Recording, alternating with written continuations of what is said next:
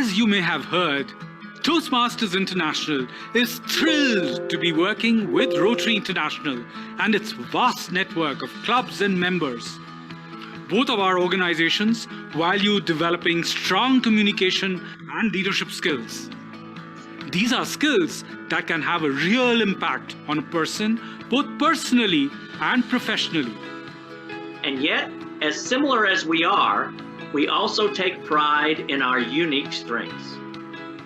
For Rotary, our greatest asset is our ability to unite people and take action to create lasting change.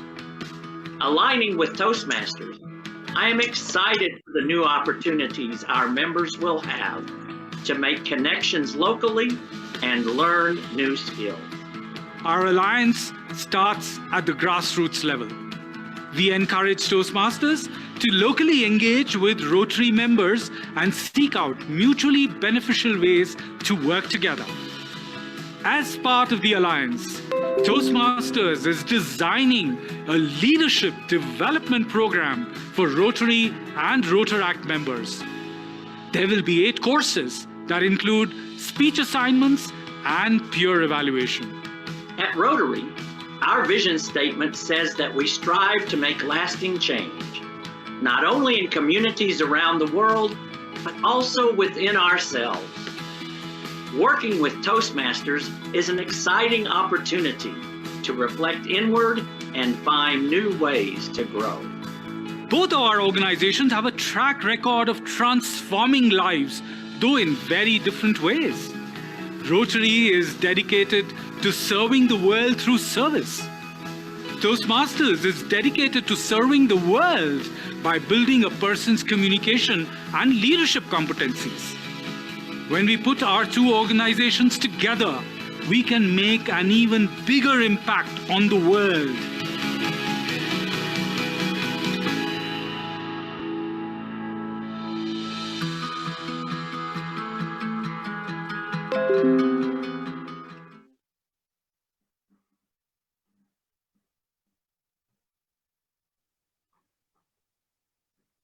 Ladies and gentlemen, welcome to the Making Connections RoundTable Show number 2. I am Rotarian Daru Francis from the Rotary Club of Barbados and Toastmaster of our newly formed online Toastmasters Club International Orators. I am pleased to welcome you to this event on our Zoom platform, as well as our viewers watching live on our YouTube channel and our Facebook page. In January of this year, Rotary and Toastmasters International announced the formation of an alliance to provide members of both organizations with more opportunities for personal and professional development and to help make a difference in our communities.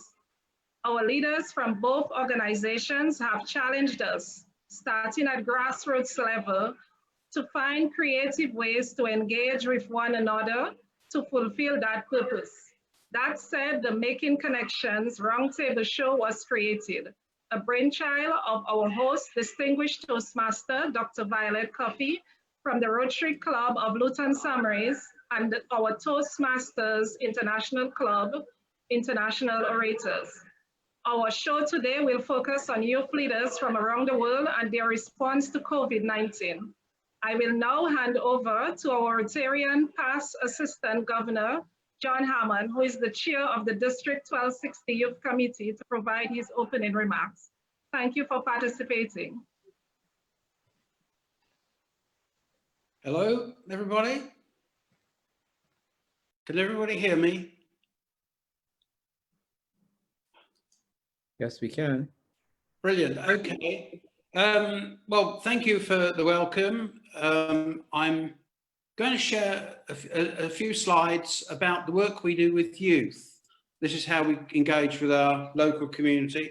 And my present job is to chair and lead the youth services team. I'm pleased to see Julia Siegler here because she's one of the team, and we've got some others from Luton Someries too.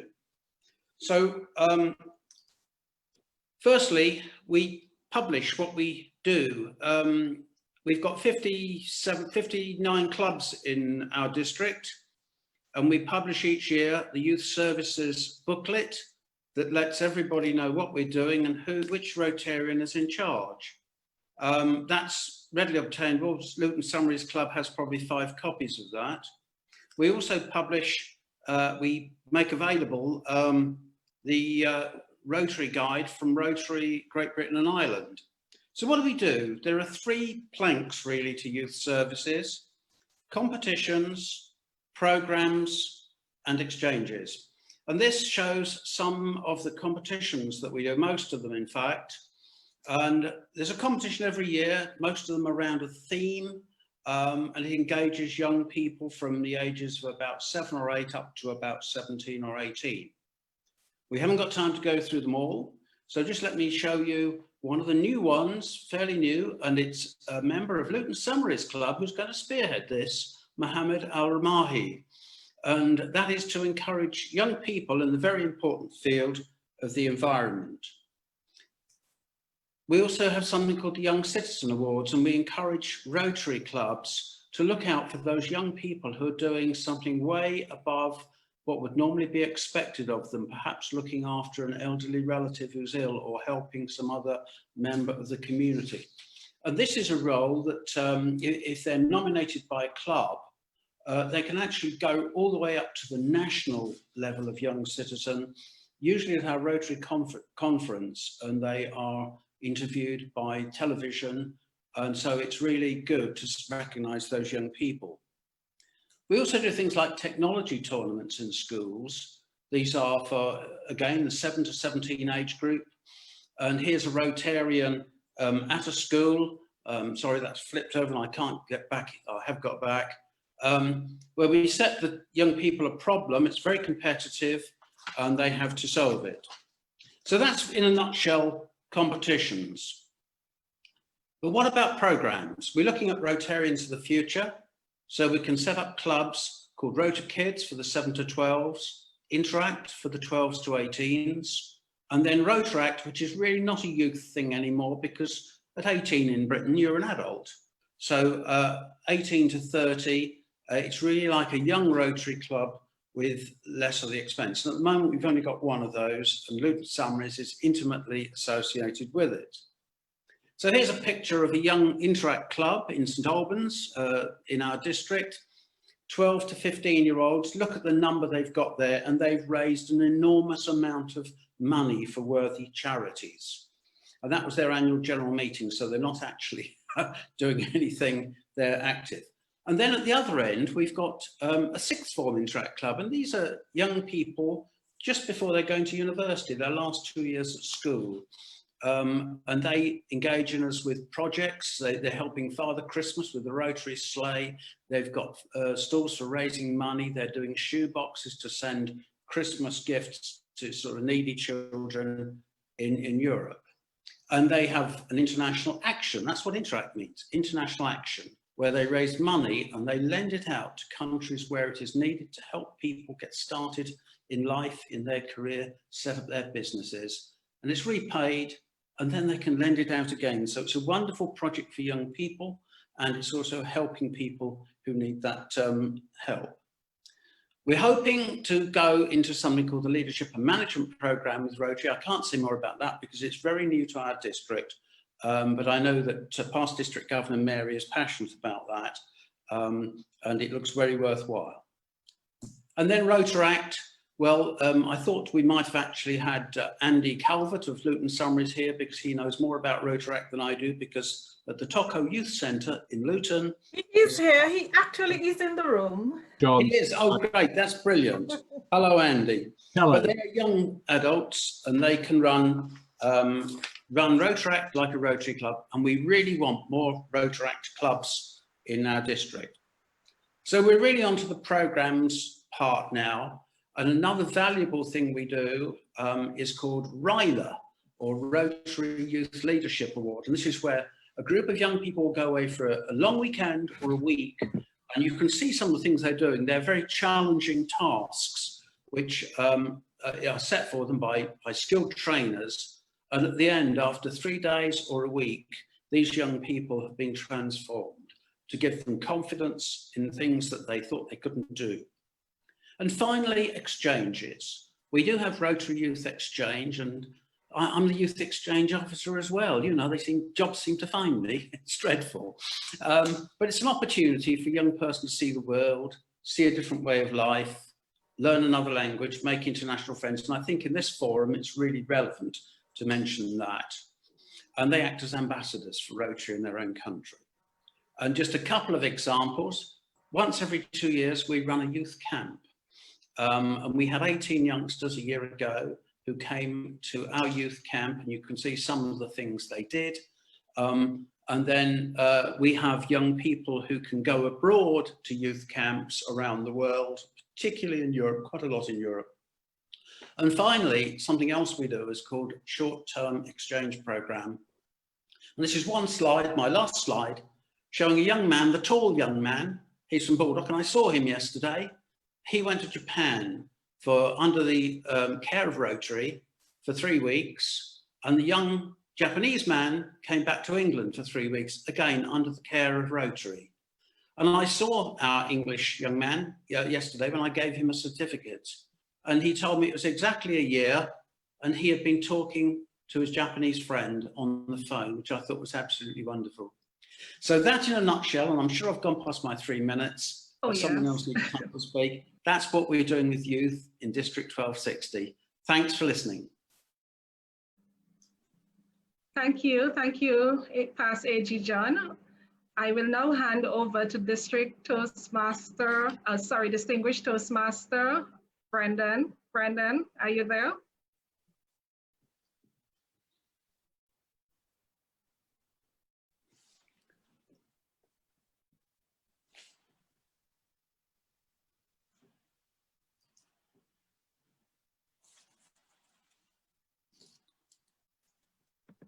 Can somebody unmute Brendan? Lost Brendan.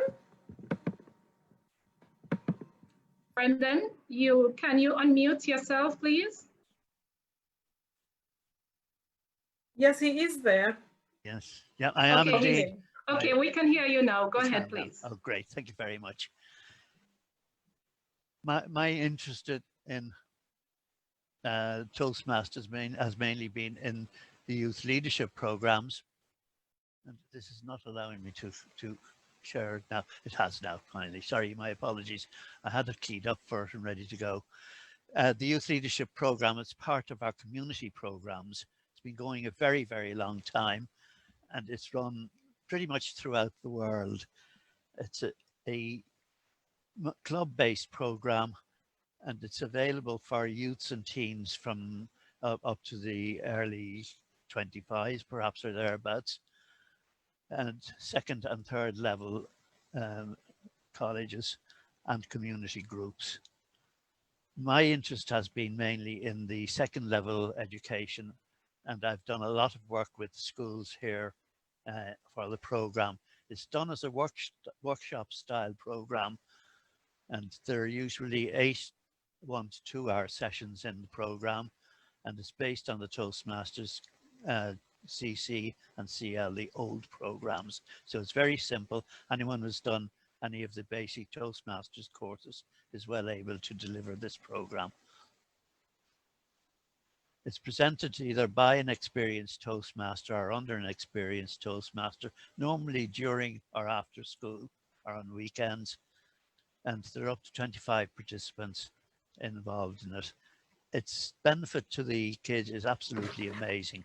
I've done it in schools for the deaf, for instance, and the School for the Deaf here locally for several years has come third in the country and first in the Eastern region in the school's enterprise communications program.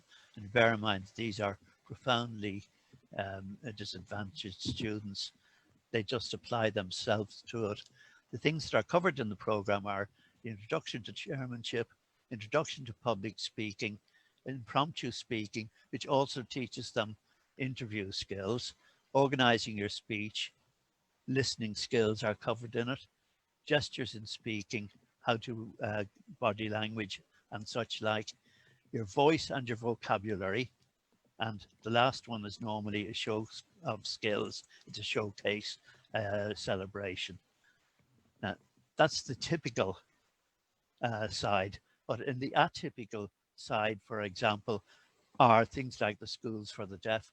I did some programs for the Social Mobility Foundation in the UK a couple of years ago as well, and I think they're still ongoing in some parts of the UK. We do some debate and training for coaching as well, for voice coaching, interview skills coaching, and our gavel clubs. These are done as an aside, apart from the structured program. The program itself is structured with a book. It has an organizer's manual, and each session is laid out one after the other in a very logical sequence. The sort of things that I found with it are, for instance, in one very deprived school on the west of Dublin, we had a young man there who was in his mid-teens who hadn't spoken at all in the school. He was in an Irish school. And about the fourth or fifth session we had of the youth leadership program, the guy stood up and he talked for 5 or 6 minutes about horses, his love of horses, and they were amazed. He just broke out and started to speak. And the guy went on to become a trainee jockey at the National Stud, and very successful after that. There are lots of success stories like that available. I'm really looking forward to the tie-up with Rotary, because I believe that Toastmasters and their community programs can make real headway, especially with the youth. And an example, when I was dealing with the Social Mobility Foundation, I have a report here on it. There were 700 students in Glasgow that wanted to take this program. They found that something like 65 to 70% of new students or first-year students from deprived areas or poor areas tend to pull out of college in or after their first year. And the big reason they found in that area was their inability to communicate with their fellow students. And the youth program that we devised for Social Mobility Foundation, we did it as a 5-session truncated YLP program, was designed literally to cater for that sort of situation. So I am looking forward very much. I'm excited by it, and I really want to congratulate Rotarians and Toastmasters for joining together. Thank you very much. Thank you, Brendan. I will now hand over to our host, distinguished Toastmaster, Dr. Violet Coffey. Thank you very much. I do appreciate the presentations from our most esteemed Rotarian and Toastmaster. And now we get right into the segment with our young people. And we have with us a wide cross-sections of young personalities, I should say, from across the globe. And I'm going to start straight off into the sunshine and ask Mr. Kareem French to introduce himself, tell us who he is and what he normally do with his spare time. Hi, everyone. Thank you, host, for the introduction. My name is Kareem French. I've been a part of the Rotary family since 2007, where I was an Interact. Now I'm currently a Rotaractor, where I serve as past president of the Rotaract Club of Barbados. I am also a part of the district team, where I serve as the assistant district Rotaract representative. Just recently, I was appointed deputy chair of our very own Rotary Club's team youth service. So I'm very excited and looking forward to today's session. But in my spare time, I enjoy reading a good book and eating out. But thank you. Excellent. And I think we do have someone with us from Australia. Is that correct? Do we? Good morning from Australia. How are you? Yes. Fantastic, Irene. Tell us about the work you do as a youth leader. Absolutely. So I'm currently serving as Vice Chair of International Newcastle, which is a non-profit or an introductory agency for any international agency, organisation or business interested to commence some business programs or projects with the City of Newcastle and the Hunter region, which is where I'm located.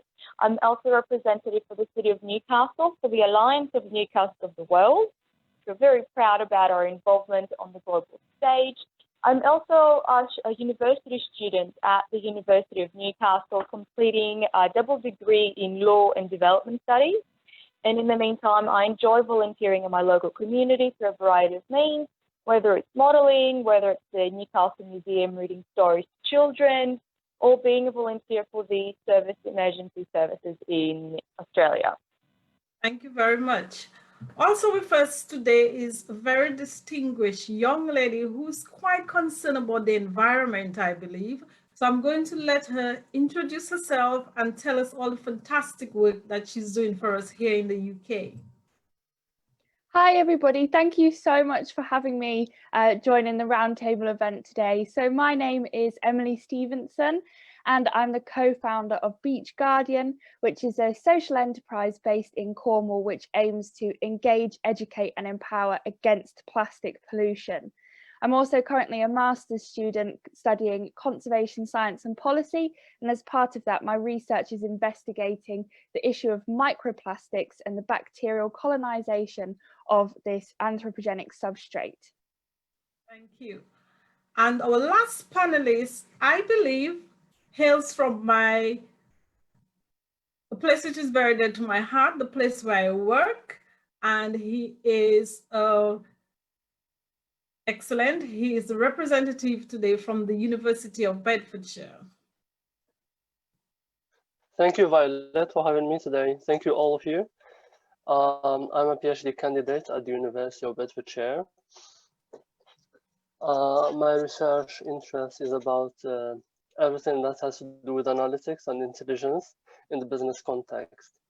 I actually received 2 awards for the Student Role Model and Value Co-Creator of the Year in my university this year. And I am president of the PGR Society, Postgraduate Research Society.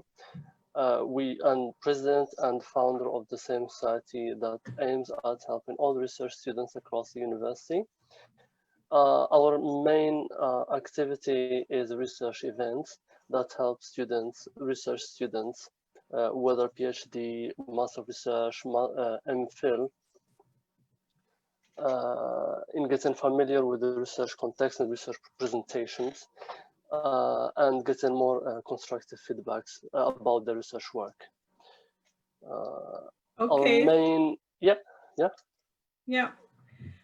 What we are here today to do is to look at the challenges that youth leaders have experienced during this whole period of this pandemic. We all know that we're living in what many coin as strange times, and it has impacted adults as well as the youth. Our youth leaders have had particular challenges because they've had to harness the strengths themselves and to focus on the people that they lead. So we're going to ask our panelists to share with us some of the challenges that you've encountered during this period with the specific work that you do, serving other young persons, and how you've managed coping. So I'll open the floor, and any one of you who's ready to spring for it can have a go. Can I talk? Yes, go ahead. Yeah, actually, as I said, our main research is, our main activity in the PGR Society is to organize research activities, such as especially research events. And our main research event is the PGR conference that is organized on a yearly basis. So it's a yearly tradition. And this research event is the most important research event at the university, whether in terms of size or whether in terms of budget. Last year went very well, but this year, as with the COVID-19, we had to cancel it in the beginning because of the uncertainty we were having from the beginning. So we said, okay, let's just cancel it, and we'll decide later whether there is a possibility to retake it again or to catch up on it. However, we consult based on consultants at the student union at the university, the RGS Research Graduate School. They suggested that we can take it online in case the university is not opening in September. So this gives room of another possibility that we can do things not traditionally. And it's true, it's not like physical meeting when attending a conference with an audience, but still, I think it is important to keep it. If we take it over Zoom or over Google Talk or over any other software, I think we can still keep it this year, and we can still schedule it on October if the university is not open. So yeah, I think. So you've had to make a decision of adapting the way you do things normally. Yeah, exactly. Okay. Emily, we had some interesting discussions yesterday. Can you share with us today some of the situations you've had to deal with compared to your normal experiences outside of this pandemic period? Absolutely. Thank you so much, Violet. So being a conservation-based organisation, a lot of what we do is out in the field, connecting with communities and allowing them to be empowered enough to take responsibility for their local environment. And big parts of that include beach cleaning, going into schools, both of which I've had to totally cancel for the last 4 months. But I do truly believe, slightly cringy and a bit of a cliche, but one door closes and a window opens, and I've had to adapt, just like nature, to this very strange new normal that we find ourselves in, and find ways that I can still engage with people that empowers them to take responsibility for their local environment from their own home. And a big part of that, I must say, is due to the Rotary, actually. I mean, the Rotary have always supported me in everything that I've done. I was very lucky to be a recipient of the Young Citizen Award last year, and due to a nomination from one of my local Rotary clubs, I received the Diana Award this year, which is the most prestigious accolade a young person can achieve for social action. But because of the Rotary through COVID-19 and their support, I've been able to take a lot of my educational resources online and to present to groups all over the world. So there has been a somewhat of a silver lining in that sense, that I've been able to connect globally to various people. Excellent. I think we were just sharing among the team earlier today that we ourselves are learning new skills. So it's fantastic to see, as a young person, that you've taken the initiative and move your program online as well.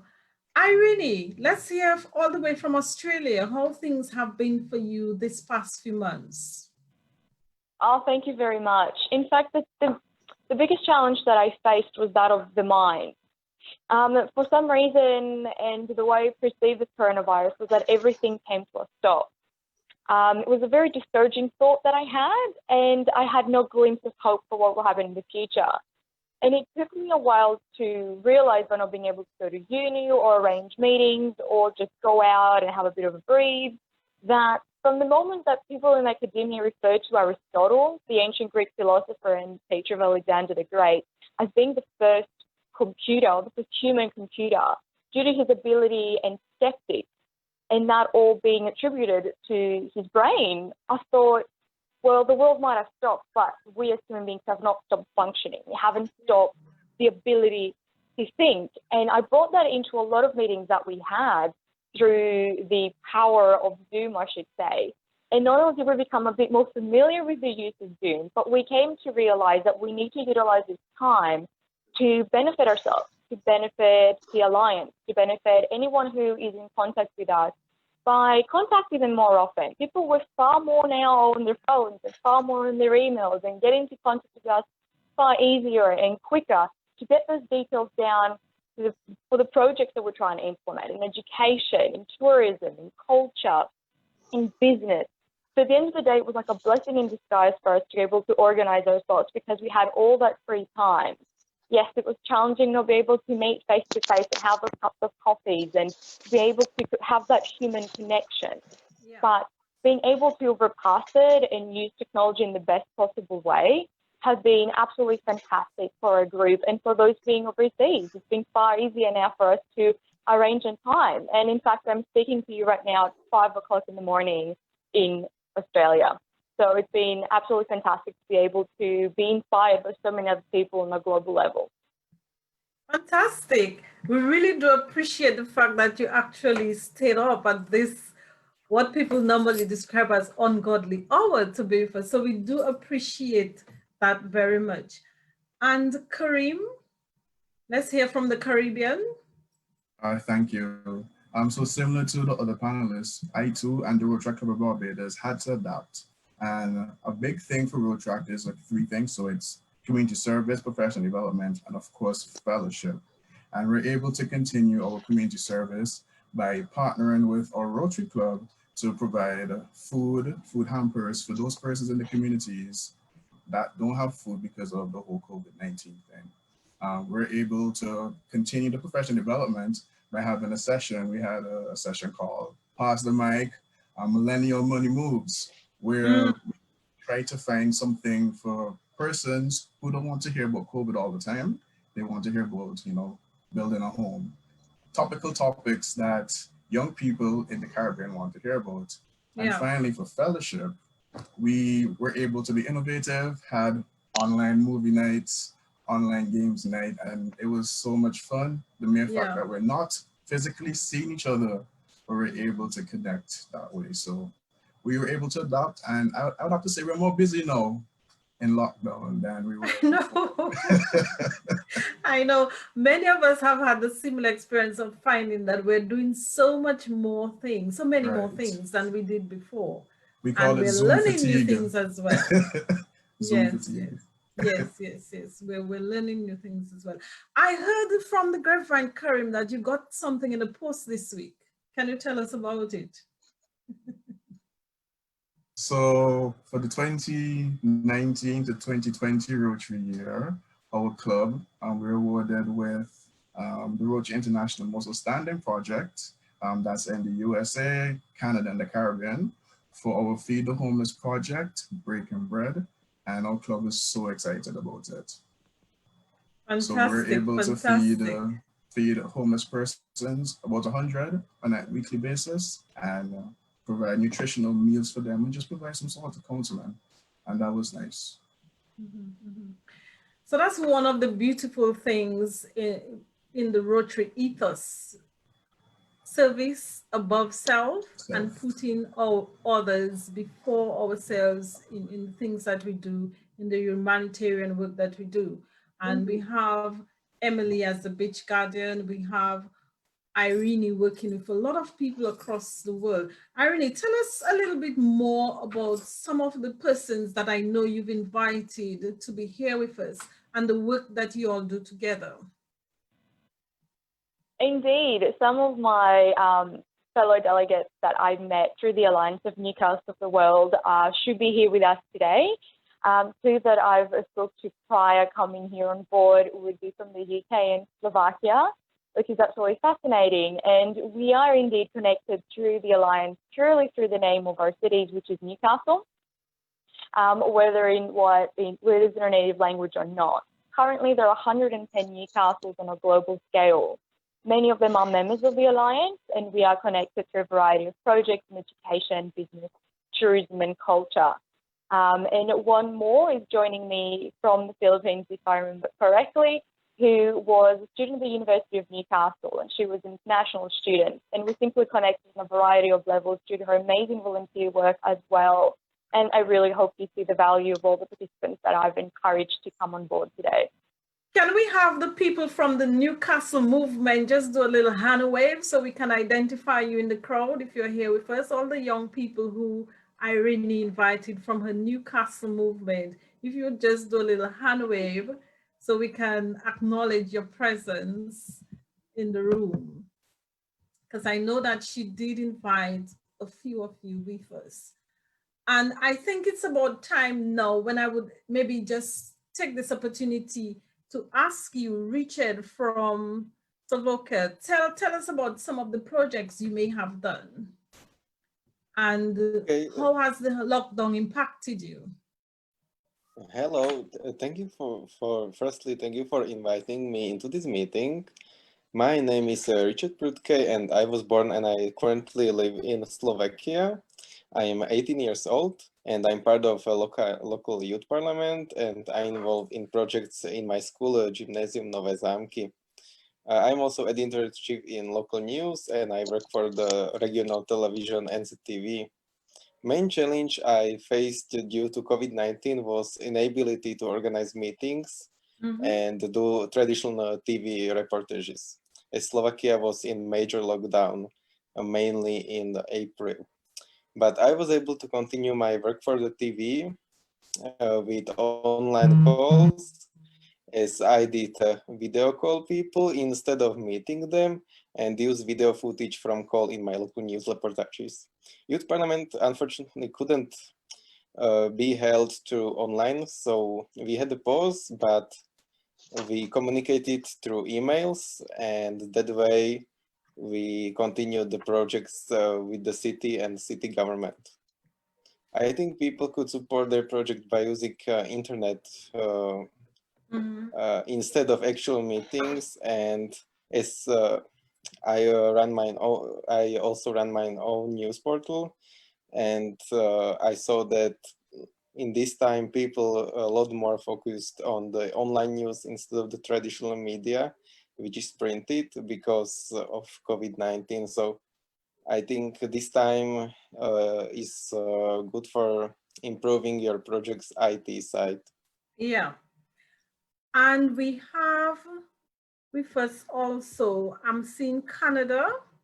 I'm trying to identify the name. We have quite a large number of different persons in the room. So Miss Canada, I'm going to say, okay, excellent. Ori, is that it? Oh, okay, can you tell us about some of the work you are involved in your corner of the world? Thank you, Madam Chair. I am a Toastmaster member based in Canada. I'm personally excellent, and I've been involved with Gavel Club. So this is the club, Toastmaster Club for our youth. There are a lot of different opportunities through the Toastmaster programs, but we also help all our youth develop themselves. Even in corporation, we have a day called Bring Your Kids to Work Day, where the parents bring their kids in the corporation. So we're trying to help them just learn about, you know, the work life in general, so that Toastmasters, at least in my club, Toastmasters is creating a day and a program for our kids specifically that day. There are a lot of things we can do, and yeah, I was just interested about listening to what comes out of this discussion today. Well, hopefully we can cross-share ideas between us and help our young persons, which is where I would like to really take the discussion to now, and open up the room a bit more and invite some of our Rotarians and our distinguished Toastmasters who are with us today to join into the discussion. So I think I'm going to ask Andy from Luton Someries to just share with us how he has been serving the young persons on behalf of Rotary during this difficult COVID period. Thank you very much. Yeah, Andy Calvert. I'm the executive manager of a youth centre based in Luton. It's a charity. We've been working with young people, and fortunately we've actually hosted the Interact and Rotaract Club of Luton. So young people have been involved more online. It's really interesting to hear from our other colleagues across the globe, if you like, about how we've been working online. So a lot of the work we've been doing is online with young people, but really interesting from how things are very similar. I mean, in Luton here in the UK, we're actually doing the Food Homeless Project, delivering food parcels to families and young people. So Barbados and Luton have a connection. Really, really interesting how those things are happening. As well, I'm really interested to think about how because young people have been online in the daytime with the schooling and their education and college, I've been speaking to a lot of youth charities across around the UK who are finding it quite difficult now that young people are finding more, do I want to really be online in the evenings or weekends because I've just spent a lot of time in the daytime? So how that happens is really interesting, how we kind of engage young people online in a positive, creative way. Well, that's really what we're coming with. It's not about the education. For me, it's about how we become, sort of take away from the education part of it to make it more of a fun, more interesting way of gamification is the word I learned this week. Yeah, it's really interesting to sort of see that what we can do online, but I still think that actually young people meeting up, somehow getting together and developing online a project, but being able to deliver that project some way. Our young people are really interested in still getting out there, even if it's smaller groups now, making that smaller group movement. It's really interesting to kind of see how people are going, oh, I've had enough of looking at a screen. I want to see somebody face to face. Yeah. Can I ask Andy, can I ask Chrissy if I think this is a person that the name I represents should be hailing from the Caribbean again, from the island of Dominica, which is my island in the sun, if I should claim it for myself. Chrissy, can you come to unmute yourself? Sure. Right, so Chrissy is a very, very young lady. She's the youngest person in our midst who has been doing fantastic work. And I would just like to give her the platform now to maybe answer Andy's question, because she has been doing phenomenal things, achieving great things at a very tender age of 16. 16. So maybe Chrissy, you can tell us, all the way from the island of Dominica, how you think we as adults can assist young people during this time, assist you, assist your friends in doing projects during this difficult period, helping you do the sort of things that you'd like to be doing now. I'd first like to say thank you for giving me this opportunity, and thank you for the invitation. I'm glad to be here today. And to answer your question, I believe that a lot of our young people have some great ideas, but they don't necessarily have the tools to actually do them. So I believe that adults need to find the young people in the communities and help them and give them the opportunities that they need and the platforms that they need to actually do such things. Okay, so I happen to know that you've gotten some of those platforms yourself. So because I want to show you off, can you tell us some of the things that you've achieved through some of the platforms that have been created globally? Because this is a global event we're having this evening, and that's one example of us creating a platform. So just so that the audience know a little bit more about your background, can you tell us some of your achievements? Sure. I was the Junior Minister of Tourism for Dominica in 2018.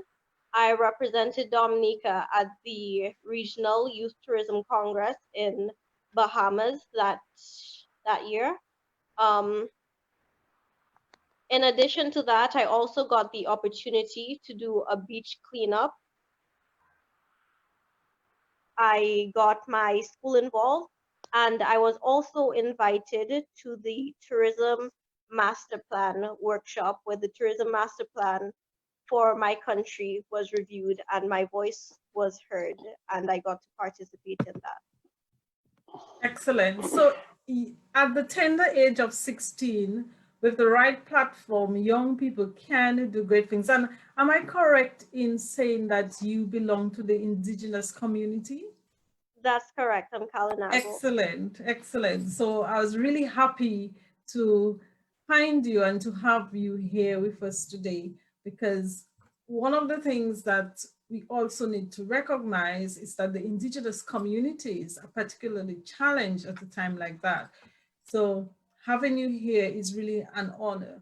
I think we also have with us somebody else from Dominica, Wine and Charles, who happens to be a Rotaractor residing in the US at this moment. So I would just like her to back up Christy at this moment. Tell us about yourself and some of the challenges you faced as a Rotaractor and as a student living in a foreign country at this time.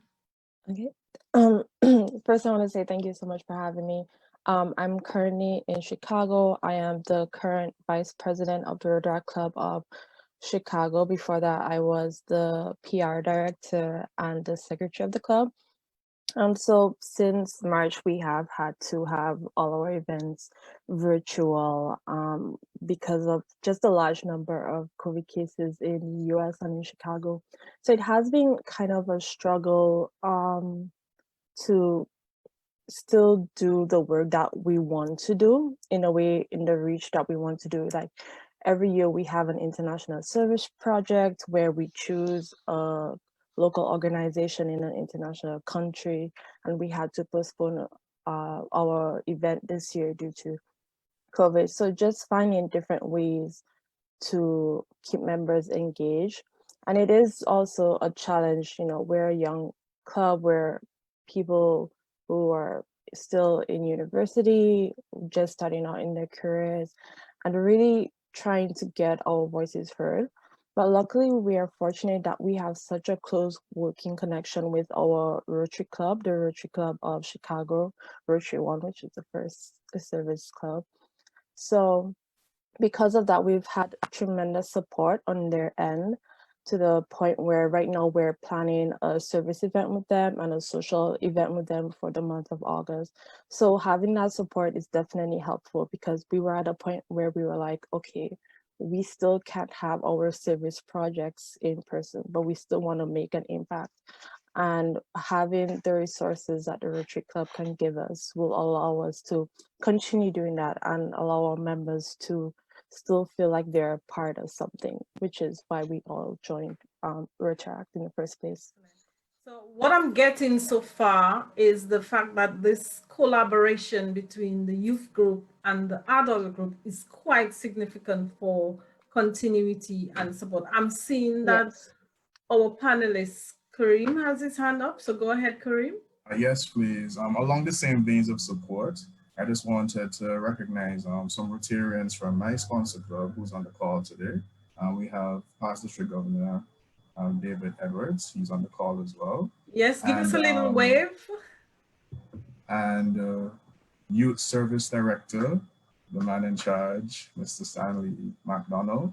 Thank you so much for joining us today.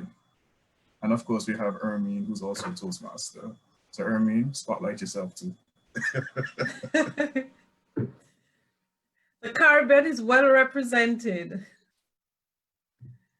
And I know we have a few other Rotarians from the UK. So maybe it's your opportunity to take the mic. If you want to contribute, you can just raise your hand and we can unmute you, or just simply unmute yourself, because we're in open forum discussion now. Violet, could I chip a little bit in there? Yeah. One of the things that excited me about the Rotarians and Toastmasters was the prospect of bringing Toastmasters community programs into the community in collaboration with Rotary. And just wondering how we could best approach it. And my thought also on the youth leadership side was that it would seem to be a possible avenue for extending the youth program or any modified version of it in conjunction with Rotary outside the school environment and into youth community groups. And one of the things I found difficult to do from that point of view with just the youth leadership on its own was the fact that Toastmasters clubs aren't allowed to in any way support those sort of community enterprises outside of Toastmasters. And I was just wondering, is there any way that Rotarians and Toastmasters in areas could get their heads together and try to evolve some programs along the May I ask, together? Yeah, I know Mary Whitehead is going to speak later, so I'm going to ask her to pencil that in for part of her response in the end, because I think you can pick this up during your contribution. I'm going to call on, I think we have somebody from Ghana with us. I think she showed up a little while ago in my screen. So if you can unmute yourself, Miriam, you're somewhere, and just tell us what are some of the ways you think you can be assisted as a young person. Miriam? Yes? Hi, not from Ghana, but born in Sierra Leone. Okay. And I grew up in Newcastle in the UK, and I'm currently doing my master's at Bristol University. Yeah, So there's two Miriams on the call, I suspect, but that's fine. But no, for me, COVID has been an eye-opener, because I think for a lot of young people who are either in university or working whilst in university and also have their community projects to do as well, it's quite a stressful time, especially when you can't interact and properly meet up with those people who you want to organize with. So for me, I think the hardest thing has really been just having the enthusiasm to continue long-term projects, because I am part of the Newcastles of the World with Irini and Rosita as well, who's also on the roundtable. And we were very much working on an app development for young people traveling around all the different Newcastles. And since COVID-19 has happened, it's been, for me anyways, quite taxing to continue those kind of projects where you're working with people from Germany to Australia to Canada, and it's very hard for you to get things done. And also mentally, when you can't see an end in sight, because we were supposed to meet up in believe it was Switzerland this year, and then our app should have been launched by this December. Because of COVID, we don't really know what's going to be happening with that. So a lot of people have had to a lot of things have had to slow down due to COVID, which I think has been very hard and very sad for people who have been working very hard and long on certain projects. But I think as long as we keep on persevering and keep on working on the things we love and things we're passionate about, we should be able to get through it. And I think as long as we as a community within your community projects, both adults and young people, kind of stick together and keep communicating and keep just checking up on each other mentally as well, we will definitely see an end to this, and we'll definitely come out a lot stronger and a lot more bonded because of it, definitely. So we have some answers coming out through the general ideas that our young people are suggesting. Support from the senior clubs and established organizations, as Cherry said, creating the platforms and bonding, not only thinking about the meetings, but just your psychological and well-being. And I think some of the suggestions that we got from Barbados of having online activities, social activities, just meeting up for movies, can also help you and your group, Miriam, with that mental situation. I saw Precious a while ago. Precious, I have not seen you, the young lady, but maybe you can speak on behalf of the work that you know the young people are doing in your part of the world. If you unmute yourself. Precious?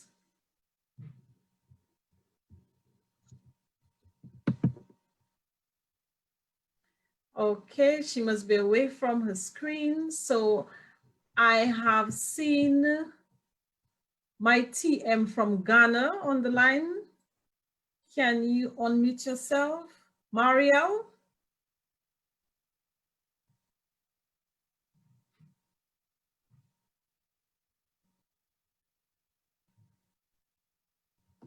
Mariel is also off screen. Okay, I noticed she's unmuted herself. Can you turn on your camera? Yes, please.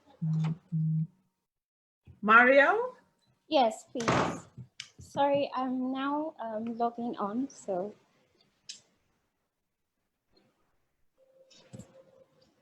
You are on, Mariel, so you just need to turn on your camera. Yes, my camera is on. I'm not sure if you can see me. You're the screen is very dark, but that's fine. You can still make your contribution.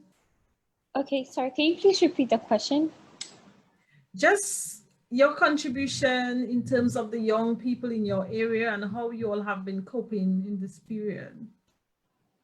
Okay, so I volunteer for a non-profit organization, Coco 360, and basically it's a company, is a non-profit organization that has a farm to impact model, and it has farmers on there who are able to work and subsidize to get their children to get subsidized fees. So what we have struggled a bit with the whole COVID situation because we rely heavily on donors and sponsors. But okay. we are still, we are still trying to, gather some resources to still be able to educate the members of our community and the villages. Really, that's in the western part of Ghana. Yeah. To be able to know what to do during these COVID situations, the precautions, and make sure they're following all the protocols. So it's just basically creating awareness and letting people know that this is a serious situation. Mm-hmm. Yeah. So just getting the information out there is quite important for you guys at this point in time. Yes. Okay. Well, we are closely approaching the end of our show, and I have to say, similarly, like we had for series 1, show 1, the time creeps up so quickly that we don't get enough discussion and debate and can pull everyone into the wrong table. And it really speaks to the amount or the magnitude of the work that we do as Rotarians, as Toastmasters, as Rotaractors, as youth leaders in our various communities. And I just want to open up the floor now to Mary Whitehead to give us a synopsis of the ideas that came to the round table this evening and how, in her view, from her position that and the cap that she wears this year in terms of education and training and working with the young people, how she thinks we can pull all those ideas together moving forward from this current situation that we all find ourselves in, which is rather challenging for our young folks. Okay, well, what an event. I feel incredibly privileged to have been here this evening and to have heard so many amazing comments from such eloquent young people. And I am proud to be a Rotarian, very proud to be a Rotarian, and very, very honoured to have heard these amazing ideas, your plans, how you're coping at the current time, and all sorts of interesting projects that are going on.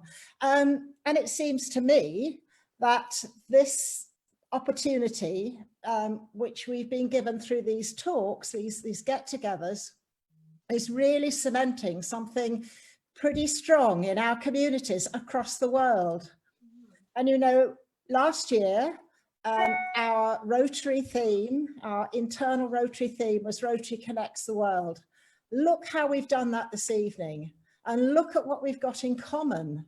And there seems to be such a wonderful opportunity for us to build on this, and to keep this dialogue going. And because our current theme now, this year's theme, is Rotary Offers Opportunities. And I think the young people who've been talking to us this evening have actually opened a lot of opportunities for us. And I know that Cheryl Berry is at the meeting this evening. Hello, Cheryl. And Cheryl has an important role in Rotary in Great Britain and Ireland as the lead on the community, the home side of what's going on. But she's part of the projects team which links with the international group as well. And I think perhaps Cheryl and Luton Someries and Toastmasters and I all need to have a chat together, because I think Definitely. what's come out this evening, we ought to be able to take this a lot further. Yeah. So maybe it's a good time to ask Cheryl. Yes. Maybe we can bring Cheryl in, Mary. Thank you. It's been a wonderful evening. It's been totally inspirational. I'm the co-team leader for humanitarian services for Rotary Great Britain and Ireland, which includes young people. And I can see such potential from the things that have been mentioned this evening. One of the things about connecting the world, on our members page of Rotary Great Britain and Ireland, we have a map of the world. And a lot of young people are putting on that map projects that they're doing. So you can go on the map of the world and you can see what's happening. So I would urge people to have a look and see the wonderful things that are happening due to COVID-19. This is their response. So as Mary said, we will work together. And I can't thank you enough for inviting me to be part of this evening. It's been a very, very memorable evening. Excellent. Yeah, absolutely, Cheryl. That's wonderful. And you know, it's there's some really amazing things that we've heard about tonight. And you know, I was not aware that there was a group of Newcastles across the world. I think that's fantastic. And maybe there should be lots of other similar groups. I know. But you know, I could highlight every one of these young people and I could comment on, and I don't think I've got time to do it, but you have been amazing. And what you are achieving through your social action, your different projects that you're involved in, your work in your communities, you are all such good ambassadors. And I hope that we're going to get a whole lot more Rotaract clubs, perhaps from some of these young people who are not involved in Rotaract, and maybe lots more Toastmasters members from those who are not involved in Toastmasters. And I just want to mention this leadership award. It's the Rotary one is called Rotary Leadership and Management Programme. So it's about learning the difference between leadership and management, and it's about then running a project to show that they've acquired these skills. So the project is something that they will be doing perhaps for a charity or something for their local community. And it fits in very well with Rotaract. or schools, and I've actually worked with a special school with young people who have a lot of special needs, and we've made it work there. And I can see that we should perhaps have a conversation about how we might link the Toastmasters leadership program into this, and that looks like a future discussion. I don't know how much longer I'm allowed to talk for. I could go for ages, because this has been, Violet, it's been an absolutely inspirational evening. Yes. I do hope we can all keep contact with one another. I would, like to hear more from all the young people who've been speaking this evening. Certainly. So, thank you so much. Certainly, I think just organizing this last 2 events has been a moving experience for those of us on the team and those of us who've attended.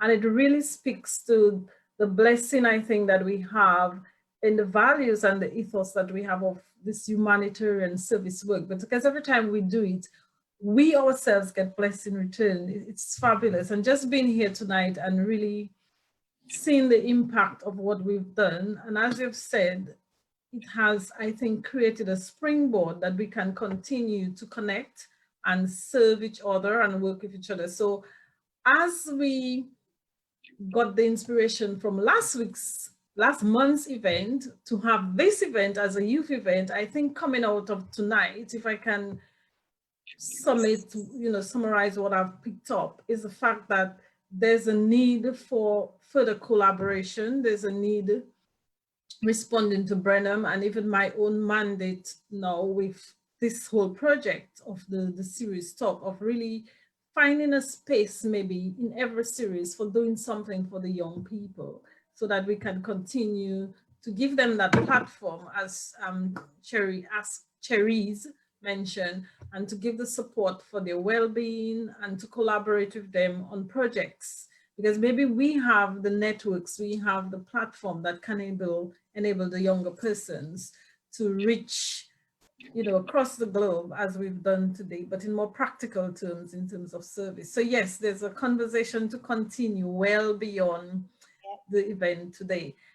And I will officially end the formal part of the session, so that if persons would like to exit the Zoom platform now, that this is allowed, but to open up the space now for more informal exchanges. So this marks the end of our formal session for Series 1, Show 2, and I'm delighted to say that it has been another great event. Thank you so much for all of you being here with us. And we open the floor now for just open discussions and continued networking. Yes.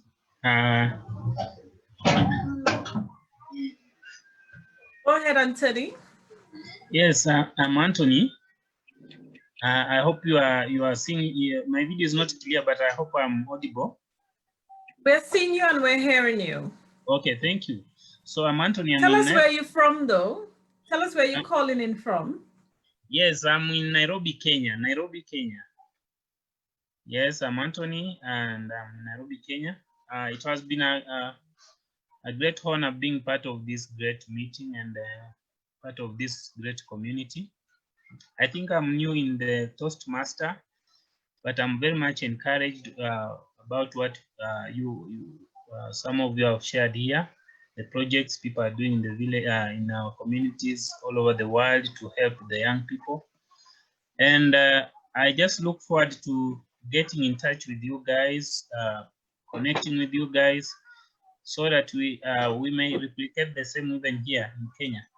I know COVID has come with its own challenges, given for example, in Kenya here, schools closed, and we are being told maybe it will go until January next year. So most of the young people are around and are at home.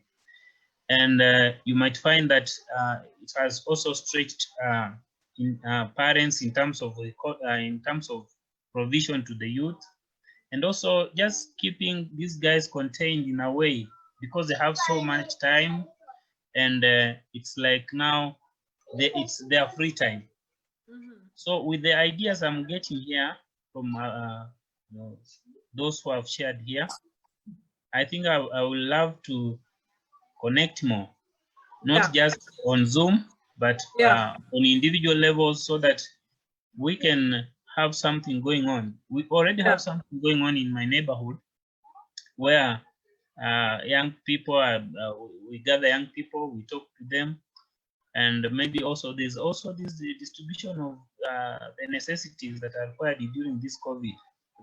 You know, maybe I'm not in a position to maybe offer food or maybe other things, but just the social activities, maybe talking to Do you have a Rotaract club or a Toastmasters club or a Rotary club in your area? Because if we have partner organizations, it's easier for us to do joint projects. Okay, we have Rotary clubs here, but I'm not yet a member. So maybe through such forums, I think I can have a chance to connect with them. To connect with them. I think in Kenya, it's only in Mombasa. I think we have a Toastmaster club in Mombasa. That's the far coastal, around 500 kilometers from here. But in Nairobi, I have not come across the Toastmasters club, but I think, and we have Rotary clubs. Yeah, so I will try to connect. We have one in Limuru, we have the other one in Mount Kenya, somewhere there. So maybe I should approach them, and maybe if I get a chance to connect with them, so that I have also some things in mind, some projects to run, but which may not require, which may be a bit difficult on a personal level. It may require, as you say, some partnership with other organizations. So thanks. I see Cheryl is unmuting, so maybe she has some answers for you, Anthony. Okay. I think, Anthony, what I would love to do beyond this meeting is to pick up on a lot of threads, really, of what we need in terms of communication. And, you know, I'm sure there's a lot of things that exist already that will help. So I just wanted to indicate that I'm very willing beyond this meeting to work with Mary and yourself and, well, anybody else, really, because we do have the technology and we do have the networks. Just a bit of joining up. Absolutely. Yes. Absolutely. And I have a lot of contacts in Nairobi. Yes. Violet. So you're in the right place, Anthony. You're in the right place. You are. Yeah, Violet, can I come in there as well? Because sure. Charity, we would be really interested in supporting that, because it is that we're finding more and more that the young people are obviously not in the school areas. So what has worked really well for us is Interact and Rotaract has been able to still communicate, because we're a youth centre and they can work from that. But also I think it's really important that we start to look at that sort of 18 to 25, 30-year-old people who are young people who are actually out there. And I'm really, really interested, and that's what's really been inspiring for me today, is to kind of think how we support those through the voluntary sector, because as you say, schools and colleges being closed, there isn't that side. But so I'm really interested in this as well. So excellent. Okay, thank you. I think Nina, can you come in on the discussion from the Toastmasters end? Hello, hi all. Hello. Hi, I'm from East Hart Speakers in Hartford, and I'm really when I was young, I watched TV and homework, so I'm so proud of everyone what you're doing today. Like especially Emily on the beach is amazing. So we as a club and VPPR are currently trying to figure out how we can advance in our area the youth programs and collaborate with Rotary. So that's why I'm here, to get ideas and to see how we can progress this on a community level. So maybe one of the things, Nina, we can take back for VPPRs and VPEs is some of the youth programs, some of the leadership programs that we could open up to persons out there who don't know about the speechcraft for the young person. So that's an idea to get them going with something constructive during this difficult time. Yeah. Yeah. Thank you. And we have other people on the line. I can see Richard, I can see Jennifer. We have Val. I don't know if anybody wants to make a contribution. It's open discussion time. Yvonne Amo, I'm just calling out the names on the screen to allow you to know. We have Leonard, if you want to make a contribution, the High Commissioner of Dominica. It's open discussion time. So anybody who wants to take to the mic now and make a contribution in terms of your own work and how you see some of the things that you do can make a difference. Young Jennifer, I see you have unmuted yourself. Yes, I have. Thank you. It's been an absolutely wonderful evening. And one of the reasons I say that, I've only literally heard of Toastmasters about 2 months ago. So within the UK, it's been around for a while, but I think there's large sections of the society who don't know about it. And I've heard of Rotary Club, only because I sort of visit St. Lucia in the Caribbean, and my family in there are heavily involved with Rotary. But again, they don't have that same presence with the young people in the UK. So I'm really energized to see someone mentioned doing more work for the 18 to 30-year-olds. I had a discussion recently with a group of people, a group of that age, about 3 months ago. And they were saying a lot of the youth programs have been in the UK. They provide social activities, but really what they want are things that will help them to progress. And we started putting together a program. Now, this is before I joined Toastmasters. And so I've put it on the back burner, but now I'm really energized to see what Toastmasters and Rotary can actually put down, because young people in the UK are crying out for it. And it'd be really great if this could take off. Yep.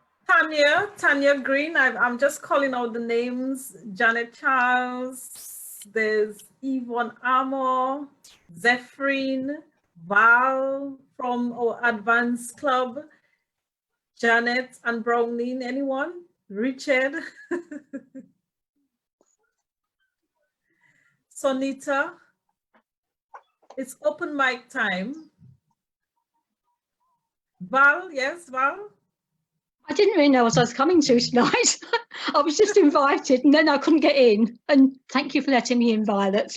But I've just been so inspired by what people are doing around the world. My passion is young people. I've not been working with them lately and I've not been doing anything during COVID. But I've really got enthused tonight to get back into things. And I really think the way to go is to get in touch with Rotary, because they've got so much impact into the young community. So I'm going to find out what's going on in Bedford. Excellent, excellent. And we have some distinguished people from the Caribbean with us who have been quiet all night. I think David and can I find them? David Edward. And I know we have someone else, distinguished personalities from the Caribbean, if you'd like to make a contribution. I see I'm being drawn out here. Thanks for inviting me to the program. Just one point I'd make about the question earlier, Toastmasters and Rotarians. Of course, the partnership between Toastmasters and Rotary is for mostly collaboration with Toastmasters, providing either 7 or 8 structured development courses which have started in English and into other languages from 2021. But a part of the agreement as well very much is for collaboration between the clubs and members. So I can't remember the name, but there was a question in the chat about working in the community, and it's very much recommended that the clubs work together. Of course, there's no one is looking to poach members either way, but certainly collaboration is very much a part of the agreement between Rotary and Toastmasters, and highly recommended. Sure. Yes, Dr. I think, yes, go ahead. Okay, yes. Thank you for inviting me, Dr. Coffee. And I've always had a passion for young people. And I remember growing up in the beloved country of Dominica. In the church, I was the youth leader and youth president for a number of years at our local church there. And tonight, I just want to say how I've been inspired and I'm encouraged by what the panelists shared with us this evening. And Dr. Coffee has been doing a fantastic job, with young people. And we at the High Commission have collaborated with Dr. Coffee on a number of activities for young people. And I remember recently in 2018, and I think she shared it on her Facebook page today, and where we had a youth symposium, Creole Youth Symposium at the Dominica High Commission. So the youth are our young people, and it gave me a new impetus to continue working and to encourage young people that their voice is being heard and there's a platform where they can do great things. And just want us to look at where we can encourage them, where we can partner with them, how we can provide support to them, because they are our future leaders.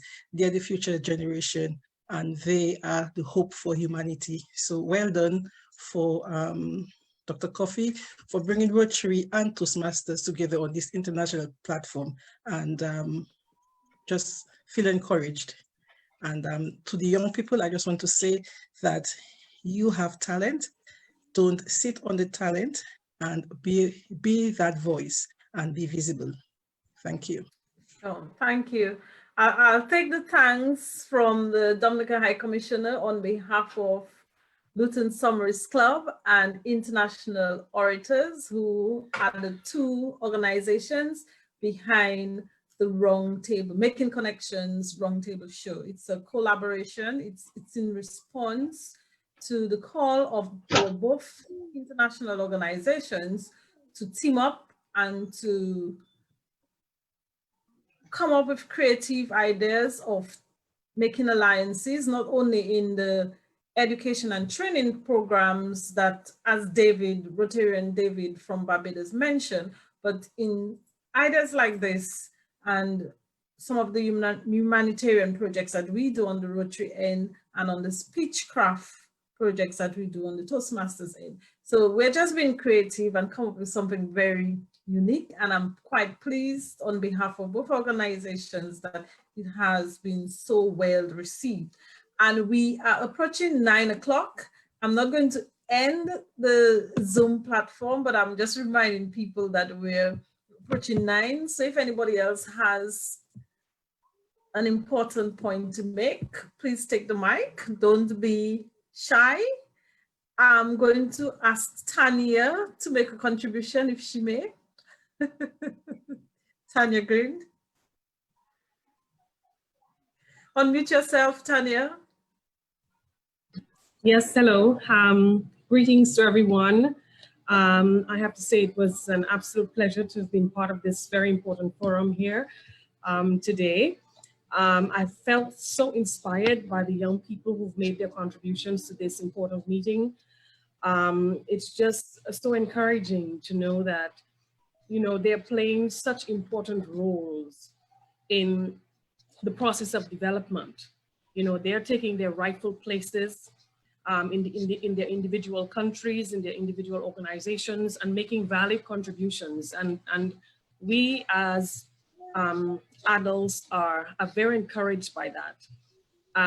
Some of the lessons that, many of them have learned is that COVID has given us an opportunity to not only just become complacent, but really to become more energized, to really refocus on our priorities, to use this as an opportunity to even strive for greater things and to make a greater contribution to our individual communities. And so that is what has motivated me. That is what has inspired me as a result of that meeting. And I want to say thank you so much to Dr. Violet Coffee for bringing us all together on this platform to share and to, you know, to keep us motivated and to keep us encouraged in this very difficult time. Thank you so much, Dr. Puffy. Okay. Sonita, we have not heard from Sonita all evening, and I'm just giving you a moment before we round off at 9 to share or make a contribution. Sonita, if you unmute yourself. Hello, everybody. I'm Sonita from Ghana. I'm a Toastmaster, and the COVID has also changed the lives of the youth in Ghana out here. Presently, I'm pursuing Masters in Public Health, and my classmates and I, made up of the school SRC, have come up with a program where we've decided to embark on donations around among our friends. We sent out flyers, and the aim is we want to donate 10,000 face masks and hand sanitizers to the people around our school, our campus. It's a small town, but very rural, and most of the people are not able to afford these simple stuff. The government has decided that even though school is out, the final year students, that's the junior highs and the senior highs who are completing, must go back to school for 8 weeks and finish their final exam. So these are the only people currently in school. And around the school, we have these people who might not be able to afford face masks and so on. We've come up with a budget, and so far we are almost through with organizing the staff. And hopefully by the end of July, first week in August, we'll send out the donation. In 3 days' time, we're going to have a small workshop among the people who volunteer to go with us to do the distribution. And we've employed seamstresses, local seamstresses, giving them specifications of how we want their face masks to be made using local fabric, cutting local fabrics, washable but durable, that can last a student for a week or two, to supplement what their parents and the government is giving them, including the hand sanitizers. We've come out with 70 ml, 100 ml hand sanitizers, portable, that they can keep in their pockets for school and when they are going around studying. So for our school, my classmates and my SRC, we are a class of 20 students, and the SRC, we are 6. So this is what we are also doing our very little way to help in this very difficult, not very usual time. Yeah, thank you very much. Okay, so I'm going to ask our club president, Janet, to maybe round us off in the last 3 minutes before 9 p.m. before we end the session officially for the evening. Thank you very much, Violet. Well, I can't say how impressed I've been at the whole evening. It's been absolutely wonderful. The young people, the contributions from all the other people that have wanted to speak. It just shows you that there's so much going on, that Rotary, Toastmasters, everybody's getting involved with. And I think that it's certainly going to be the wonderful opportunity for Toastmasters and Rotary to work even closer together for the future of the country and for the future of us. Thank you very much. Thank you very much. Well, Browning? Yeah, yes? To ask you, you had some ideas of what we should do next time. Yes. So now's a good time to tell people what we might. Thank you for reminding me. Thank you for reminding me. Well, we thought that since it's going to be summer and the young people are usually quite engaged with cultural activities, visiting museums, visiting festivals, that for next month, we should look at our artists, our carnivalists, culture, our people involved in culture. So our theme for next month's series, show 3, will be the arts, culture, and humanities. So the following month, we will look at the environment, because we all know that one of the things that nature has been happy about is us all retreating for this past few months. So we need to think about how we can return to nature some of the blessings that we've got out of COVID. So for series 4, we look at arts and humanities, and for series 5, we're going to feature the environment. I want to ask your permission to keep your email addresses so that we can contact you and make you aware of our upcoming series. If you do not wish that we do so, you can always send that private message to the person who has invited you to the panel tonight. So if we don't hear from you, we will assume that you would like us to inform you of our follow-up sessions. And if anybody else has any burning issues before we leave, now is the time. Any announcements, any things that you would like to say, now is the time to use 1 second to do that. So I'm looking for the hands or the people who have unmuted themselves who would like the platform for 1 minute. No, not 1 minute, 1 second. 1 second.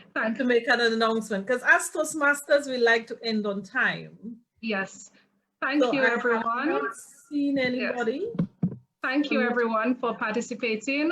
Remember to follow our Facebook page, Making Connections, to hear more about our upcoming events and just more information on the alliance between Rotary International and Toastmasters International. Also follow us on YouTube, where you can get more information on that alliance. Thank you for coming, and we look forward to seeing you at our next event. Madam Toastmaster, may I be allowed to thank the team, which is Darrow herself. Thank Sultan you. Kiss, can you just take a little wave, Sultan? Then we have our president and Browning. We have Craig Feature, who has been quiet somewhere in the background, but I've seen him, but he's also part of the team. Mary Whitehead, and of course the members from International Orators who chipped in, help us organize. So thank you for all your hard work, and see you next time. Thank you. Thank you. Bye-bye. Thank you. Thank you very much for the invitation. Very good. Well done. Thank you. We can stay on as team. Okay. Could you stop the Thank you. live Facebook, please? Violet. Okay.